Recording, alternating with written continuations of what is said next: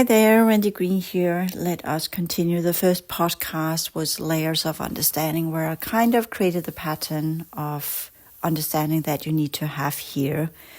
We worked with thunderstorms, which I'll return to. We work with free will, and we work with the whys, as in the how and the what and the why of things. And we established that when we talk about why in the realms of the human psyche, the whys might help us understand, but it doesn't help us heal.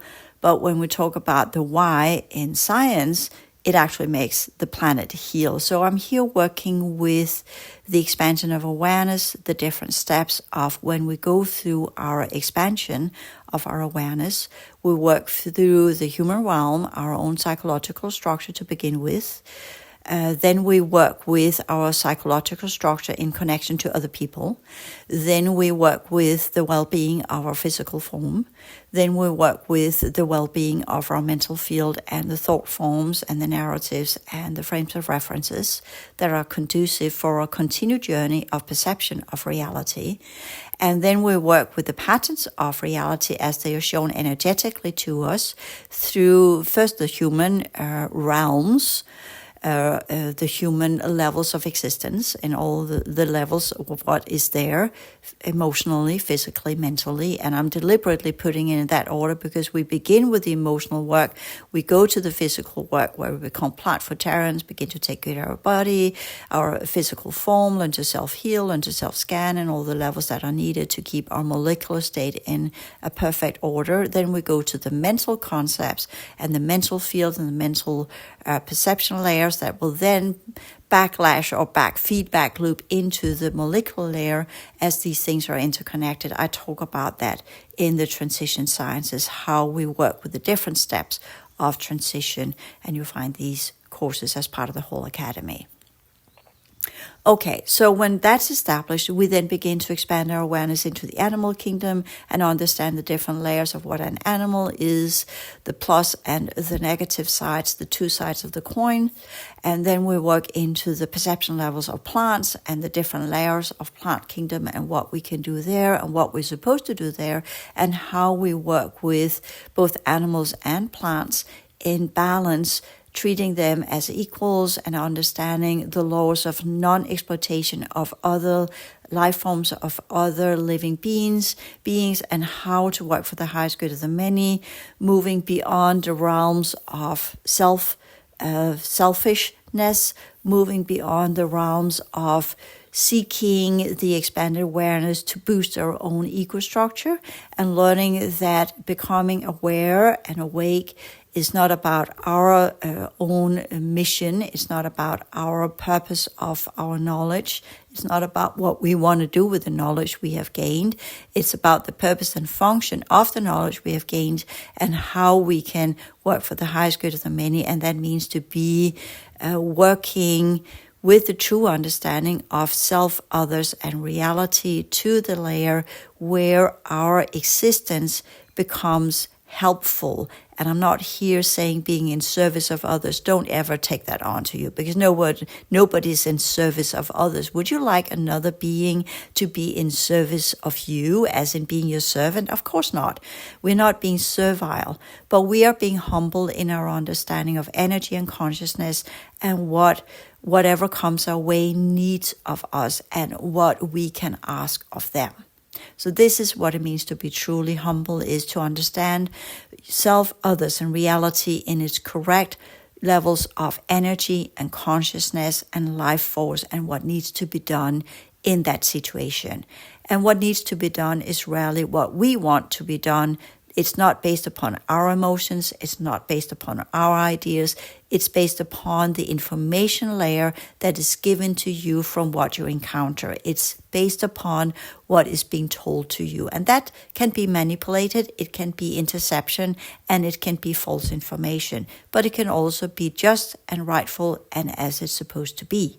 That's the discernment level. So the understanding of free will and the choices we make as part of our awakening process with the emotional field, the biofield, and the mental field expands into the activation processes where it's no longer a matter of free will and choices.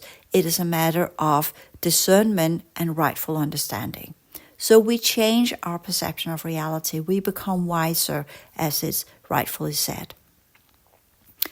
When we talk about traveling and when we talk about what I'm experiencing now traveling through America, as I explained in the previous podcast, I don't look extensively at things. I rarely visit a place out of curiosity. I will admit that I felt the need to go to Grand Canyon. And I haven't figured out yet why that was important to me. I know when I was in Australia, I never got to visit Uluru physically. I've been there as remote viewing. I have looked into it via the different entities that have come my way. I know exactly what I will find in Uluru, just to say it as it is. Beneath the rock of Uluru is buried one of the largest, if not the largest, Pleiadian crafts we have on our planet that's left and is intact. It's in the 6th dimension. That's what's fueling the whole area of Uluru. The first ones that came to Uluru in Australia were Pleiadians. They came there as many other places on the planet, but especially in the southern hemisphere and parts of the northern hemispheres as scientists working with the plant kingdom after the solidification process and the timeline event. Plants are engineered by Pleiadians. They are engineered. Sorry about that. Pleiadian engineering, and I'm here getting a little bit scrambled because that's not what I want to talk about here. That's another podcast. I've got so many podcasts that will come when the time is ripe, not right, but ripe. And that's all about maturing processes of humanity. As humanity grows into the extended awareness and the expanded awareness that they need to understand these concepts, then this information will be revealed to humanity. So now you begin to see that as you move beyond your selfish purposes of awakening, you move into the understanding for the highest good of the many. And as you awaken, you begin to create the field amongst others that are awakening for the highest good of the many so that more can awaken. Those of us who are forerunners, we run to activate the different layers so that others can follow, so that others can awaken. That's part of the selfless path of awakening, whereas the selfish path of awakening is I do this for myself. I do this because I am ambitious. I want to activate so I can do this, so I can show myself off, literally. And there's a lot of show yourself off out there, and there is a lot that are being forced to do so by their factions, not really knowing what they're doing it, but they are getting so much information they have to share it, and onward and so forth. It's never just one thing. Remember that. Please remember that. But when we talk about things, it's easier to put it into boxes. It belongs there, is that classification, and then another box and another box, and then we talk within each box. And that's part of discernment to understand which box are we here looking into, what level are we giving energy, what discernment is needed on that level, what kind of energy are we dealing with, what kind of information are we dealing with, and what's the appropriate reaction and interaction with that energy and with that information. And that means when we talk multidimensionality, nothing is simple anymore. And that's why we begin to understand that when we work with multidimensional awareness, we work with patterns of information. We work with holographic, energetic patterns of information where each unit holds the information of the entire pattern, but it holds a little bit dissimilar type of information that needs to be unveiled and unveiled. Sorry about that. It has to be revealed, and the information has to be amplified from the correct level of consciousness to be able to truly activate and blossom within that pattern in a manner that it's supposed to. And that's our job to do so. That's why we have this type of consciousness as we have. The Pleiadians had the level that were able to activate and work with the energetic levels of the genetic fragments that were stuck in a specific energetic realm that then became part of the plant kingdom. So plant contains levels of genetic fragments from some of the humanoids that existed in our reality field when the timeline event hit our reality field. And that's why not all plants are ours to consume, because not all genetic fragments are ours to ingest. Some we work with the plants to release these genetic fragments. And that's the work I'll be doing later on in life. I'm beginning with Josh to plan to create this local area where I will work with rocks, plants, animals, humans, the whole shebang of the enclosure, and there build the entire pattern of joining all of these different fields together in one local nodal point, so the entire pattern in all of its 12 multidimensional aspects can be healed as a whole and not as singular bits where I work with rocks on its own and human on its own or plants on its own or animals on its own, but all in the same local field, or as however that's going to play out. So that's what multidimensionality means. It's not just about perceiving information and channeling the different factions and their information. That's part of the journey too, but that's just part of the journey. Eventually, it's just like chatter you will have with other people when you go downtown or you walk on the street or wherever. It's just beings on other levels of reality. Eventually, that just becomes mundane and everyday business like everything else.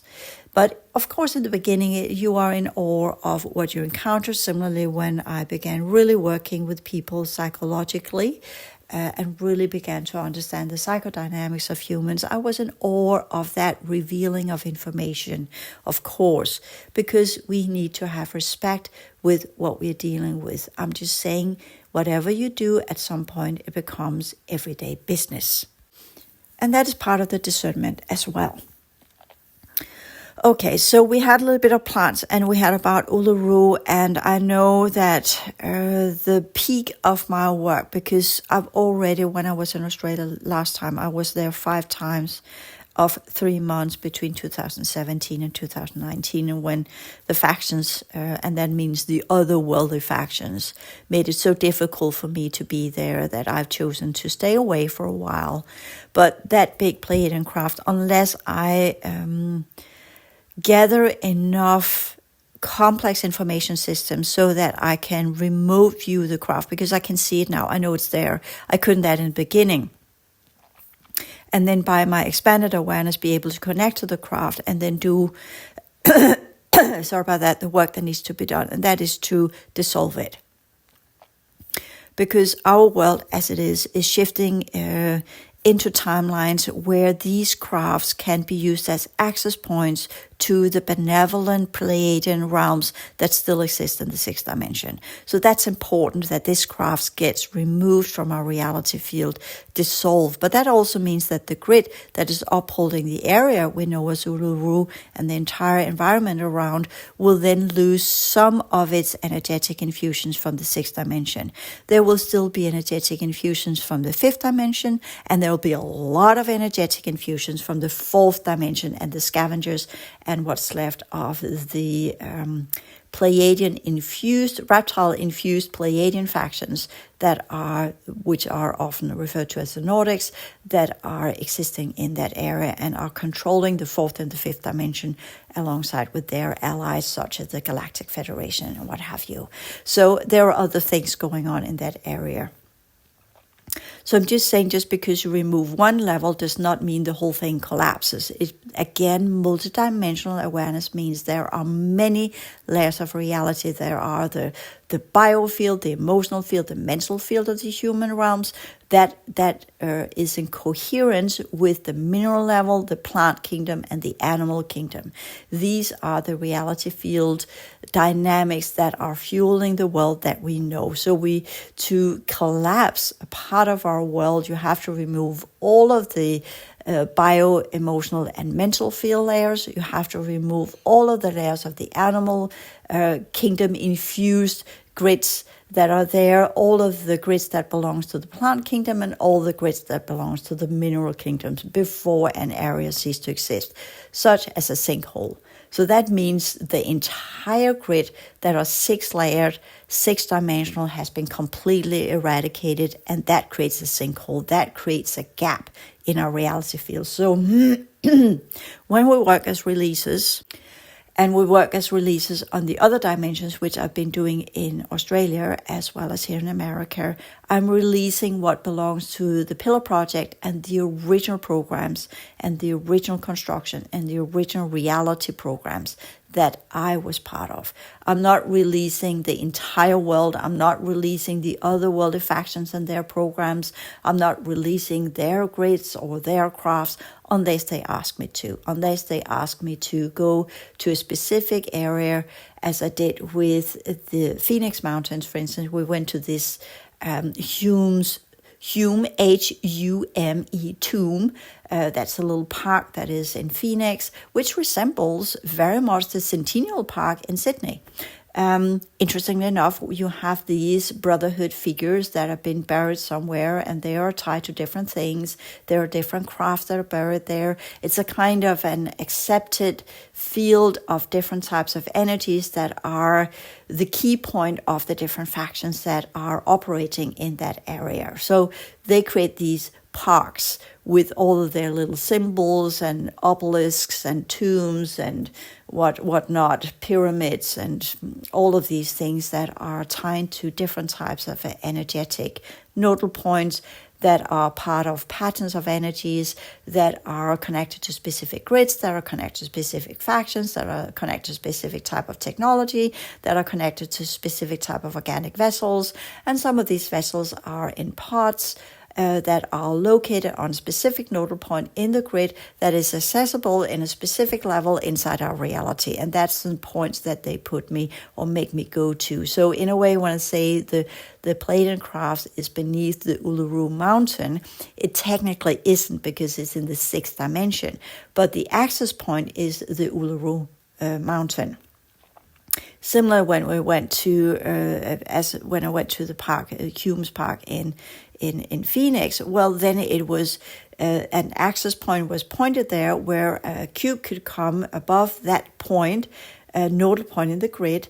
They could transfer the energetic imprint of the craft they wanted me to dissolve from another locality to that locality where the cube that were above could create that type of energy infusion, that type of energetic environment that would amplify the grid, create an opening from where the craft could be put in, and then I could dissolve the craft and the organic vessels that were in it, and then release the pattern of that one, and then undo a specific type of energetic pattern, a specific type of cube technology, and a specific type of major craft in the sky technology from where there all of that could be dissolved and then be released. And do I want to do this work? No, not really.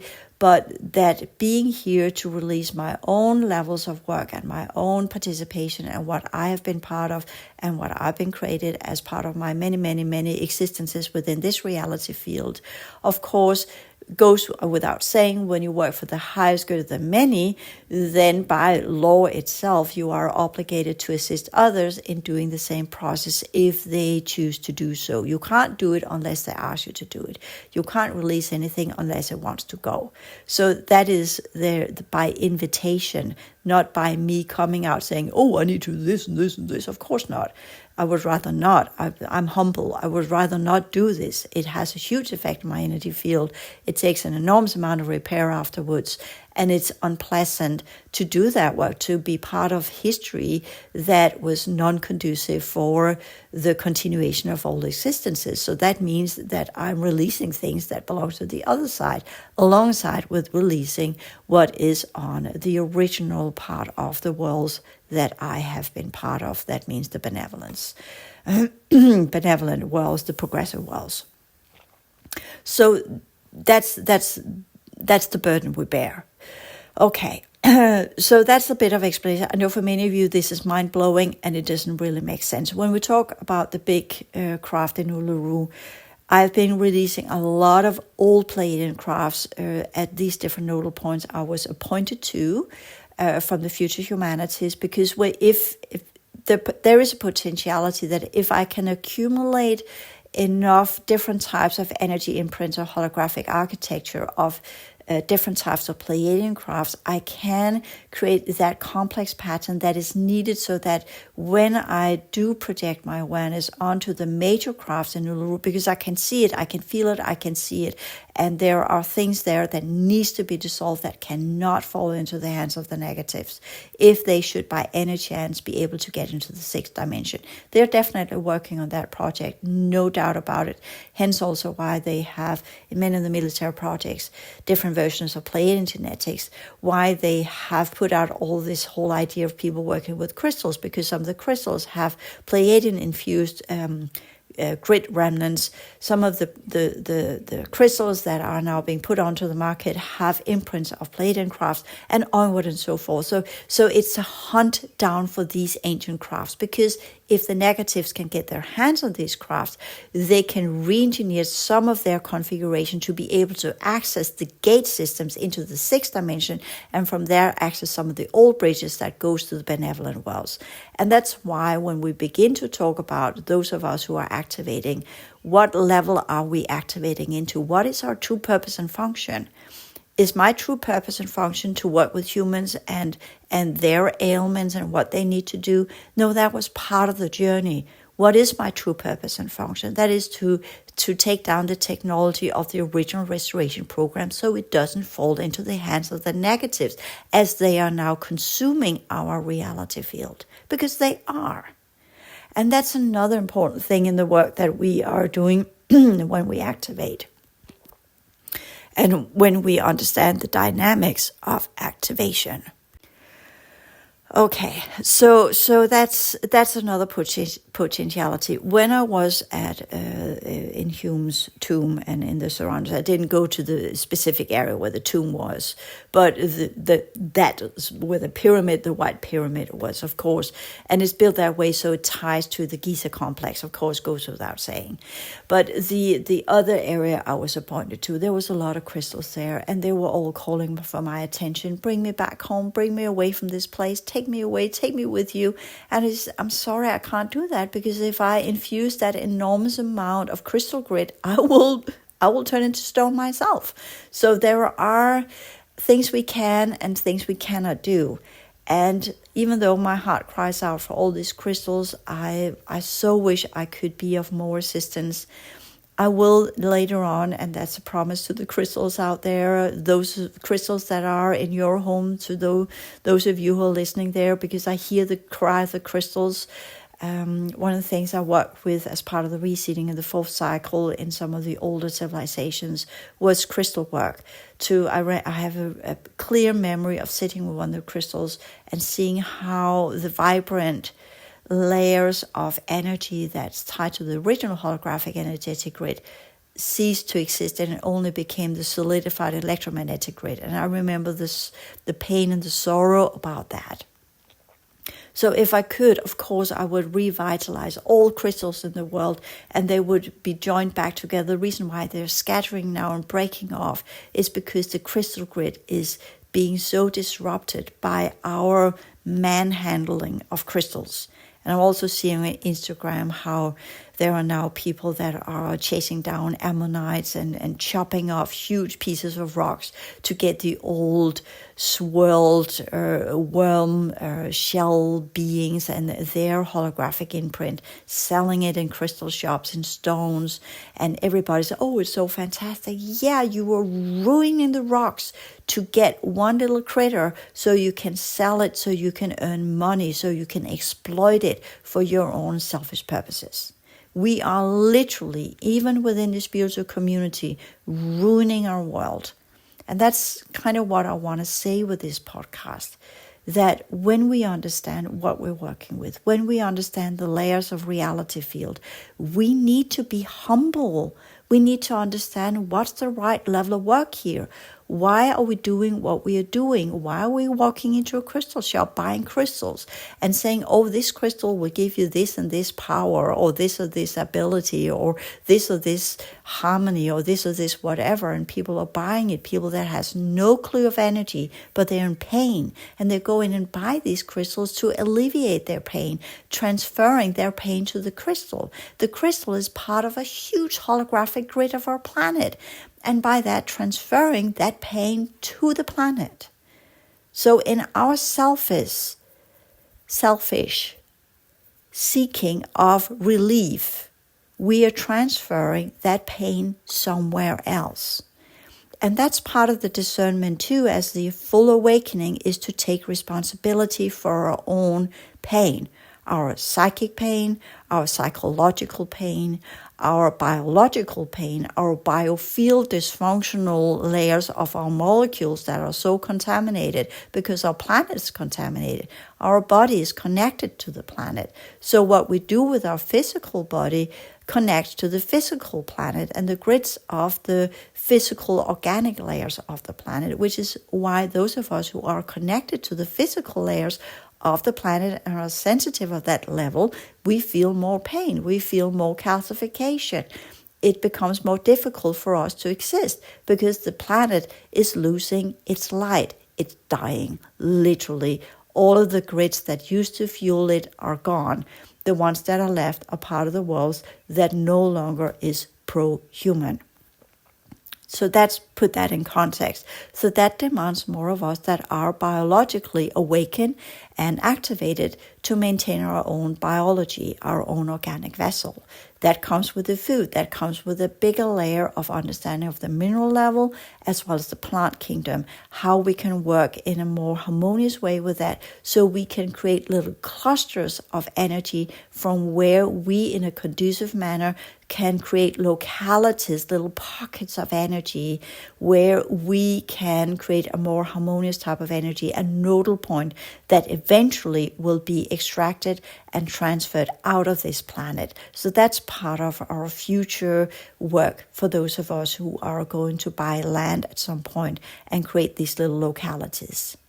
The other level of responsibility there is for those of us who are beginning the work and are in the process of the work is the psychological self-awareness. And that means therapy, people. It means work with your childhood trauma. It means clear the emotional field so you can get to the subconscious, clear that, so you can get to your past lives, clear that, so you can get into the multidimensional awareness where you become part of the true understanding of your genetics and your holographic energetic architecture. That's the transition sciences where you begin to clear and transform your holographic architecture.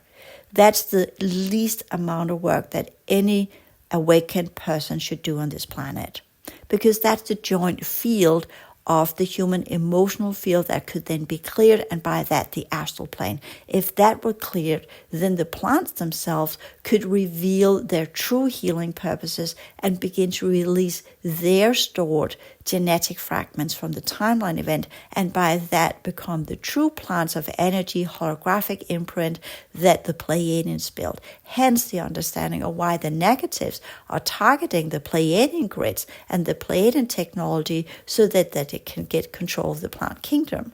Right now they have got control of the plant kingdom via the insects that are on our planet that are similar to the vibration of the plant kingdom. Hence the insects live in the plant kingdom, and by that are chewing away and pooping on it and doing whatever they're doing on the plant kingdom. So that's also understanding where the insects fit in and what their purpose is, and why insects, to a degree later on, if we do that transition and the plant kingdom does regain its original Pleiadian grid structure, holographic transformational processes, then there will be no insects, because the insects are not here to support the plant kingdom.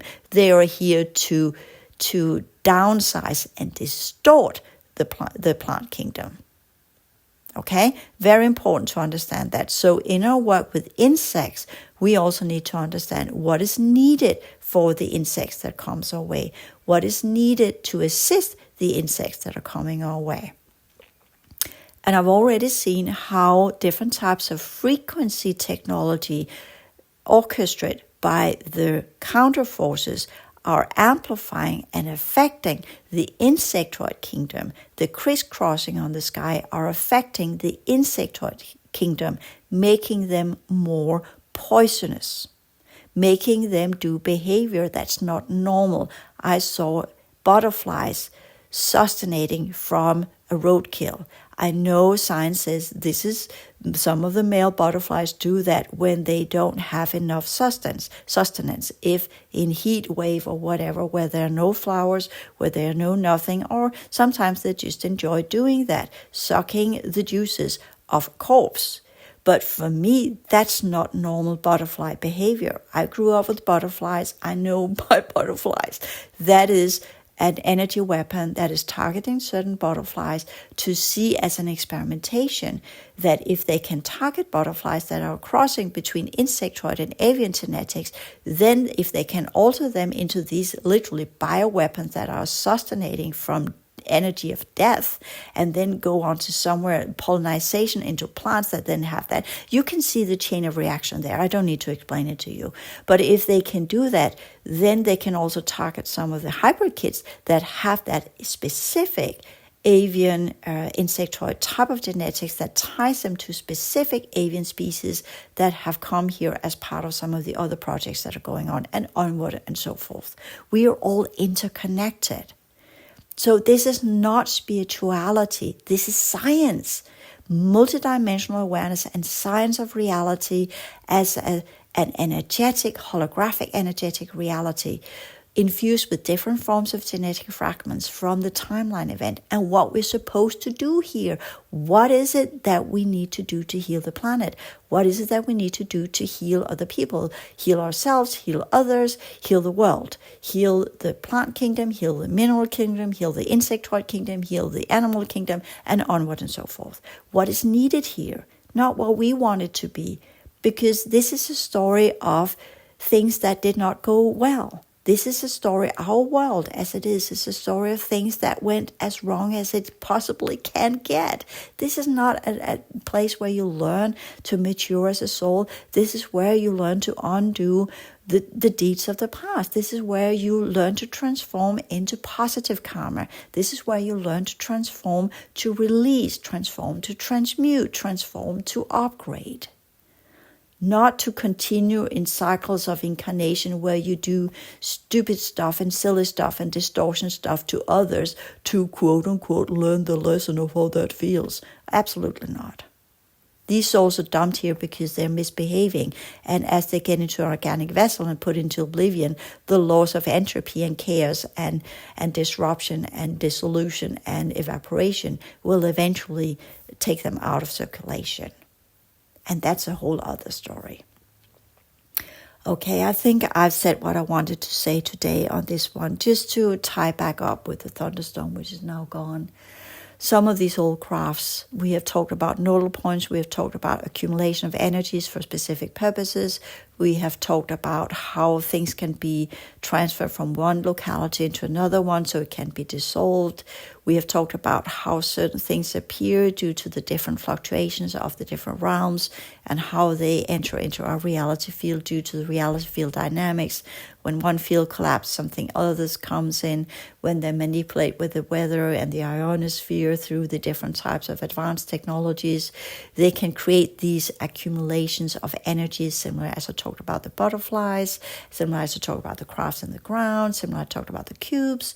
And by that, they can accumulate a field and a sphere where they can draw in certain types of old crafts that then is drawn into that ionization, that triangulation between three cubes or three types of crafts or three jolts or three types of whatever technology they're using, rods, whatever they come up with. I'm not going into detail with that because that will get me into trouble. I'm not looking at it because I'm not invited to look at it.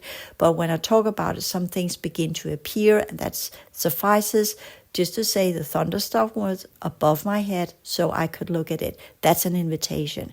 But I'm not taking the full invitation. I only took that certain crafts, certain old empty Orion crafts were drawn in so that they, via the thunderstorm, were visible And with that, they were targeted by other crafts, another faction I don't want to look into. They might have manifested these crafts so they could drain them of holographic energetic imprints, a specific configuration, which they transferred to their crafts, and all that process became a severe thunderstorm. Weather is not just weather. Weather is not just manipulation done by ionospheric amplification of frequency patterns. Last piece of information, when we flew from Phoenix to St. Louis, we had a huge, what they call turbulence. And interestingly enough, another similar, more severe happened in Singapore, where a lot of people got injured because they fell quite an extensive amount of, I have to say it in kilometers, I'm sure, I'm sorry about that. I can't remember if it was 2,000 meters or 2,000 kilometers. You have to look up what that is in inches and feet and whatever weird American measurements you have over here, like the last country in the world that are sticking to Fahrenheit and gallons and inches and feet and whatnot that none of the rest of the world are using. So why be, seriously, you want to communicate with the world or you want to distance yourself from the world? A good way to distance yourself and segregate is to have a different metric system. Of course, goes without saying. Okay, so point being, we were up there in the air and we flew into turbulence. And in all the time, I flew back and forth to Australia, and that's 21 hours each way. 13 hours to, or 7 hours to Doha, which is where I did my step point, and then 13 hours to Sydney, or is the other way around, can't remember. All together, one pit stop in Doha, 21 hours in total in air. And I flew over a lot of different types of environment when I flew from Sydney to Copenhagen. So that was a lot of different types of environments. And yes, we had a little bit of air turbulence, but nothing like these pockets, because it's not air turbulence. It is pockets of no electromagnetic field. So we were up there flying from Phoenix, that was 2 days ago, to St. Louis. And we just went, I got this whole ionization, and then we had this the shaking, which they call turbulence, and then we had a drop. Not to the same degree as the other plane where a lot of people got injured, but we had an enough amount of drop, so we literally were lifted from our seats, I would say 20 centimeters, which is probably similar to 1 foot. So somewhere in that vicinity. And that was a huge drop and very unpleasant. People were screaming and they got scared, of course. And the elderly lady next to me, she grabbed my arm and I had to pat her hand and comfort her because she got so scared. Anyways, that was unpleasant, even for me. And I got right away, it's not your time yet. But while we were in that drop, in that non-electromagnetic zone where we were dropping. That's why the plane dropped. It's kind of weird.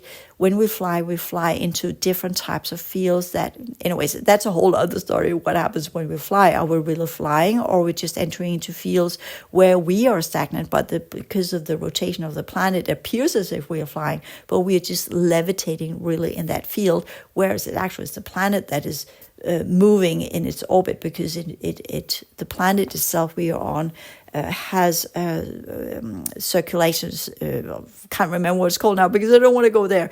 It moves around pretty quickly. You can hear a completely lost of words on that one. That's because there's another part of my brain where that dynamics is explained, but we'll come to that later on. That's part of the engineering. But back to the air pocket. That what happened was we were pulled into a pocket where a specific group of extraterrestrials, because they were on board the plane, could access. There were 2 or 3 passengers where they needed to remove some implants. And they pushed us into that pocket. They pushed us into that space where we fell. There were no frequency energies. That's why we fell. And once they were done, we were pushed back into the frequency spectrum, and by that got out of the quote-unquote air turbulence. This is going to be more frequent. Science explains it with erratic weather due to climate change. I'm here giving you another explanation. The frequency pattern of our planet and our ionosphere and our entire solar system is now being reset to its original holographic energetic properties. And that means the frequency energies will begin to to both first layers is distortion, then it's entropy, then it's chaos, then it's evaporation, as it rightfully should have been done a long time ago. But the enclosure that we live in of frequency energies were engineered of the colonizers that came 15,000 years ago and is part of an enslavement program, and that's why it will dissolve. It is unnatural. That's why only 4% of what science know is electromagnetic energies. The rest is quote-unquote dark matter, dark energy. They don't know what is yet. We know what it is, holographic energetic realities, and that's the true worlds. We are in an artificial created world of frequency energies. These energies will cease to exist. We have had the sinkholes, we are having erosions, we are having erratic weather, we are having erratic things going on in our planet, higher levels of pollutions, etc., etc. They've been trying to prolong it as long as possible, but there will become glitches now. There are glitches in the frequency fields.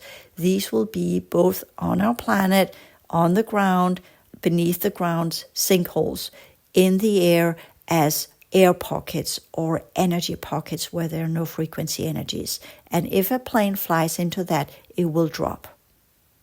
So just putting that one out there, because that was also part of why I was allowed to see it. You see some of these factions, they want this information given over so that we understand. Not the faction that came in and removed something from some of the passengers. That's their thing. That's not my thing. That's their factions, their prospects, whatever they are doing, none of my business. But the information I got from the future was these air pockets will be more common. And if you do choose to fly, to take a plane, be aware that the technology to detect these no-frequency air pockets have not been developed yet. It will be developed later on. And then flying, as we know of it, will also be fully understood what that actually is. And then we will use that understanding to create new means of transportation. Because it will be more dangerous if there are a series of air pockets or no electromagnetic fields, pockets where there are no frequencies. Well, then if we fly into one of that, we will drop from the where we are to the bottom of it until we reach another field of electromagnetic energies as they experience in the Singapore flight. And that's harmful. That's not conducive for human well-being, let's just put it that way. Okay, I have emptied out what I want to say from here. I know there's a lot of information. I'm sorry it's a little bit here and there and everywhere. I hope you will understand the pattern of what I'm saying. For those of you who feel this is overwhelming information, you could listen to it again. Then you could create a mind map, a kind of little bubbles of information. Try to psychically put it into a pattern that you can visualize, and then understand the layers of reality as it's constructed. It's not linear. It's not the flower of life. That's the negatives, but they work with these patterns as well. It is a pattern of life, not the flower of life, but it is patterns that are connected via energy, holographic energetic energy, consciousness, and life force, and how these patterns can work together to create huge fields of existence called reality fields, from where all levels of energies and consciousness can progress and develop, transform, transmute, and elevate or disengage and cease to exist entirely for the highest good of the many, so that whoever existent within that reality field can work within their true purpose and function, within their true effective professional aspect of their being, aka their mission statement, to alleviate, transform, transmute, and elevate what needs to be elevated within our reality field, so that we can progress within the worlds where we truly belongs, and not within the worlds that have been engineered to keep us stuck in realms where we truly do not belong. Thank you.